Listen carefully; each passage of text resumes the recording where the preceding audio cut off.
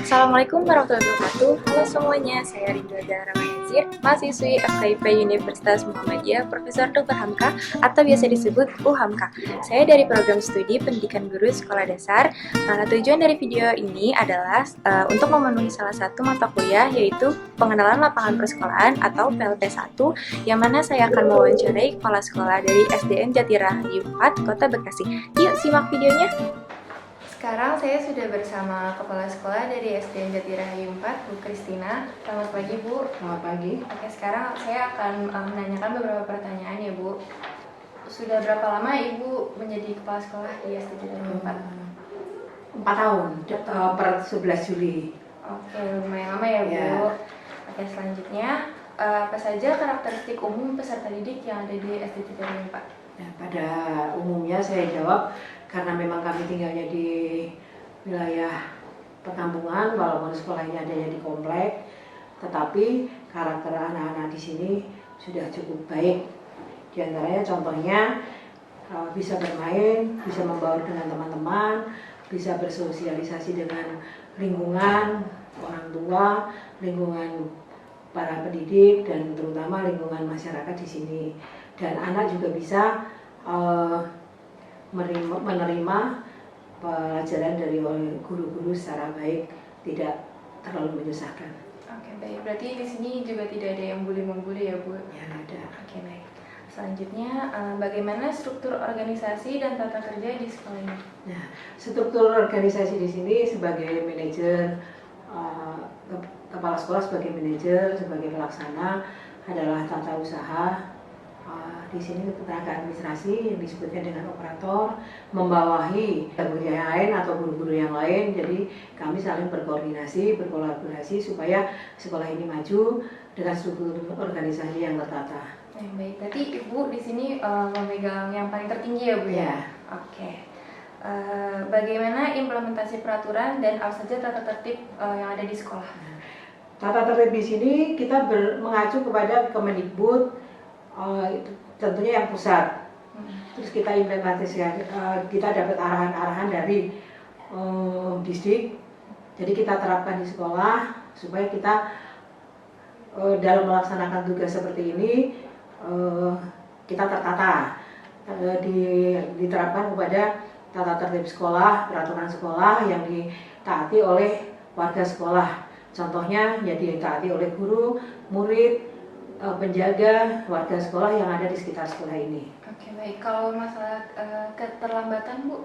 Nah, keterlambatan itu di sini kita jam 7 time masuk sekolah, pagar sudah ditutup. Jadi nanti kalau misalnya ada anak yang terlambat, disuruh menunggu sekitar 5 menit atau 10 menit baru dipersilahkan masuk. Itu pun juga harus dengan arahan guru pembimbingnya, terutama guru kelasnya. Karena kalau di SD tidak ada BP, adanya langsung ketemu dengan guru kelasnya. Selanjutnya sebutkan apa saja kegiatan-kegiatan seremonial formal di sekolah. Nah, contohnya kalau misalnya untuk melatih murid untuk berbangsa dan bernegara, di sini kita setiap hari Senin ada upacara kesadaran nasional. Terus ada upacara kegiatan kepramukaan yang dilaksanakan pada hari Rabu. Itu dilanjutkan dengan latihan-latihan antara pramuka siaga dengan pramuka penggalang, dilatih oleh pembina sekolah. Terus kegiatan keagamaan, kami di sini mengadakan Rois setiap hari Jumat, itu Rois agama Islam, dan Rokris agama Kristen sama waktunya setiap hari Jumat. Kegiatan KKG, kerja kelompok guru. Nah, ada juga kerja kelompok guru olahraga. Nah, di sini diadakannya juga sebulan sekali. Ada lagi kegiatan evaluasi pembelajaran. Di sini saya mengadakan seminggu sekali briefing. Ada pertemuan, misalnya ada kesulitan-kesulitan guru di dalam melaksanakan tugas, apalagi sekarang lagi PJJ. Jadi setiap hari Sabtu atau hari Jumat kita evaluasi. Oke, baik. Nah, dan yang terakhir adalah ada kegiatan pelaksanaan rutin. Kita mengadakan rutin rapat dinas dengan guru-guru sebulan sekali. Oke, baik. Untuk KKG itu apa, Bu? Kelompok kerja guru. Itu ngapain aja maksudnya? Ya kita membahas kemajuan sekolah, membahas rencana kegiatan guru. Ini diadakannya di kecamatan. Oh begitu. Ya. Oke. Selanjutnya, apa saja kegiatan rutin berupa kurikuler dan ekstrakurikuler di SD Terima? Nah, sama dengan tadi, kita mengadakan kegiatan-kegiatan ekstrakurikuler, kegiatan pramuka, kegiatan seni tari, seni dan budaya, ada angklung, ada roes, ada lopes.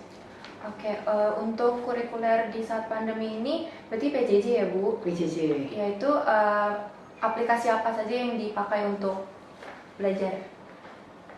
Untuk yang ekstrakurikuler atau yang PJJ? Yang PJJ Bu. Oh PJJ. Kita menggunakan Google Form karena memang sarana di sini belum tentu orang tua murid semua mampu memakai Google Form atau Google Meet. Kita nggak mampu, makanya dengan WA, kalau nggak dengan tugas-tugas yang nanti diberikan kepada Korlas membagikan kepada murid-murid, baru nanti hari Jumat tugas-tugas tersebut dikumpulkan kalau secara tertulis. Tapi kalau misalnya secara Google Form atau WA langsung kepada guru kelasnya masing-masing. Itu juga kita evaluasi setiap hari Jumat karena kita kebiasaan kalau misalnya hari Jumat selalu evaluasi apa kendala-kendala di lapangan, apa yang dibutuhkan oleh guru-guru supaya bisa terpenuhi. Oke, baik Bu. Selanjutnya, apa saja kegiatan praktik-praktik pembiasaan dan kebiasaan positif di sekolah? Kebiasaan positif di sekolah, di sini kan yang jelas disiplin waktu. Kita harus menerapkan kebiasaan waktu jam masuk sekolah, waktu pulang sekolah, waktu istirahat. Terus ada kebiasaan kita sudah menyediakan tempat sampah di mana-mana ada tempat sampah supaya anak menjaga kebersihan sekolah. Contohnya di sini kan banyak tanaman-tanaman tuh. Iya. Anak-anak jangan sampai merusak tanaman karena tanaman juga perlu disayangi. Ya di sini memang saya saling mengingatkan antara guru-guru, tolong tanaman harus dirawat. Tanaman itu kan kita nanamnya juga nggak cukup seminggu 2 minggu, bertahun-tahun tanaman bisa seperti itu. Nah di sini juga saya terapkan untuk saling tegur sapa yang ramah dengan siapapun, dengan tamu siapapun, apalagi dengan teman, apalagi dengan orang tua murid yang datang ke sekolah. Teristimewa kepada guru dan kepala sekolah harus tegur sapa yang baik dengan tata krama yang baik, dengan bahasa yang sopan. Nah, terus ada lagi mengenakan seragam yang sudah ditentukan setiap harinya. Itu nggak boleh. Kalau misalnya pas waktu harus memakai baju pramuka ya harus pramuka, olahraga ya olahraga. Nanti kalau misalnya ada yang salah, kita panggil, dikasih nasihat supaya kita melatih disiplin. Ada lagi kebiasaan menjaga fasilitas sekolah. Di sini kan juga banyak, misalnya fasilitas sekolah ada di sana dan disediakan tempat cuci tangan, ada peralatan sekolah, yang lain-lain. Terutama kalau misalnya kita berlatih angklung juga harus dijaga. Terus alat-alat olahraga, alat-alat kebersihan digunakan sedemikian supaya kita juga nggak terlalu repot. Terlalu misalnya ada kadang-kadang naruh sapu namanya anak, naruh sapunya di mana, kita nanyanya di mana, anaknya nyarinya di mana. Nah itu kebiasaan seperti itu selalu saya terapkan. Dan kebiasaan orang tua peserta didik yang mengantar ke sekolah nggak boleh masuk ke halaman sekolah. Pertama, ya kita mengganggu kalau misalnya anak-anak mau olahraga, halaman jadi sempit karena ada motor, ada orang tua murid yang lalu-lalang di situ.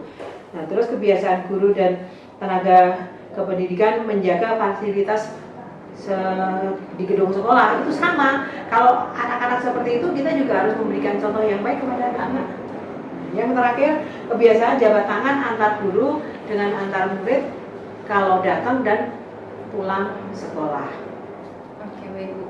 Berarti dengan yang tadi Ibu sudah sebutkan, fasilitas-fasilitas di sekolah ini sudah memenuhi banget ya Bu ya?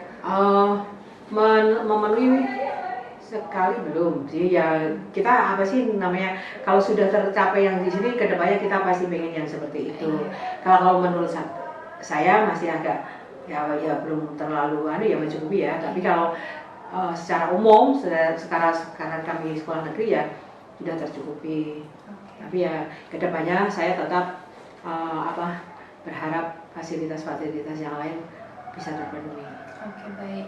Segitu aja Bu wawancaranya. Terima kasih Bu Kristina sudah meluangkan waktunya untuk saya wawancara, dan terima kasih sudah membagi ilmu dan informasinya. Semoga bermanfaat untuk saya dan untuk teman-teman yang sedang menonton. Sekian dari saya. Wassalamualaikum warahmatullahi wabarakatuh. Waalaikumsalam warahmatullahi wabarakatuh.